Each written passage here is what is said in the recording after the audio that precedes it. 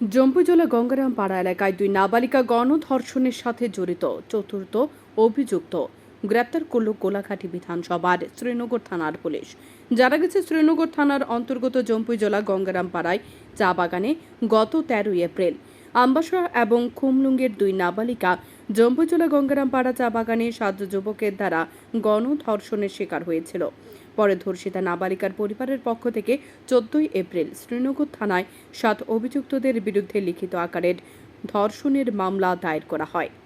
Police ধর্ষণের মামলায় নথিভুক্ত করে প্রথমে 2 নাবালক ও এক 18 ঊর্ধ্ব অভিযুক্তকে গ্রেপ্তার করে আদালতে প্রেরণ করে। তারপর থেকে শ্রীনগর থানার পুলিশ বাকি অভিযুক্তদের জালে তুলতে অভিযান জারি রাখে। অবশেষে মঙ্গলবার রাতে জম্পুজলা জারুল বাছায় দুখিয়া কুবরা এলাকা থেকে আরও এক নাবালক অভিযুক্তকে জালে তোলে। পুলিশের জিজ্ঞাসাবাদ ওই নাবালক অভিযুক্ত ঘটনার সত্যতা স্বীকার করে। পুলিশ জানিয়েছে, বুধবার দুপুরে নাবালক অভিযুক্তকে জুভেনাইল কোর্টে প্রেরণ করা হবে।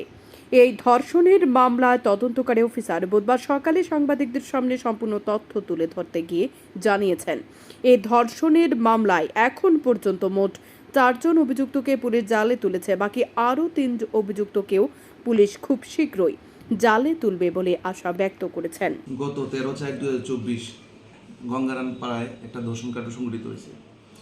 তো ওইখানে যে ধর্ষণকাণ্ড সংঘটিত হয়েছে, আমরা সঙ্গে সঙ্গে খবর পাইছি। খবর পাওয়ার সঙ্গে সঙ্গে আমরা স্পটে গেছি। গিয়ে আমরা ওই দিনই আমরা 3 জনকে সঙ্গে সঙ্গে অ্যারেস্ট করেছি।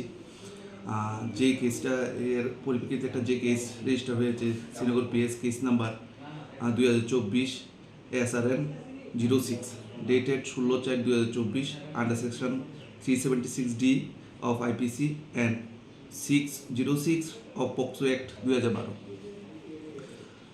ওই কেসের এগেনস্টে কালকে আরেকজন ইনভলভ যে পার্সন ছিল, ওকে আমরা অ্যারেস্ট করেছি রাত্রিবেলা।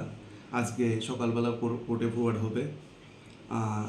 আর বাকি আরও 2-3 জন রয়েছে, তাদের ভেরিফিকেশন চলছে। বড়বাবু সোর্স লাগিয়েছে, বিভিন্নভাবে যোগাযোগ করছে যে বাকি আরও 2-3 জন যারা আছে তাদের অ্যারেস্ট করার জন্য। কালকে রাত্রে একজনকে আমরা জালে তুলতে সক্ষম হয়েছি। Bureau report, news daily Bharat.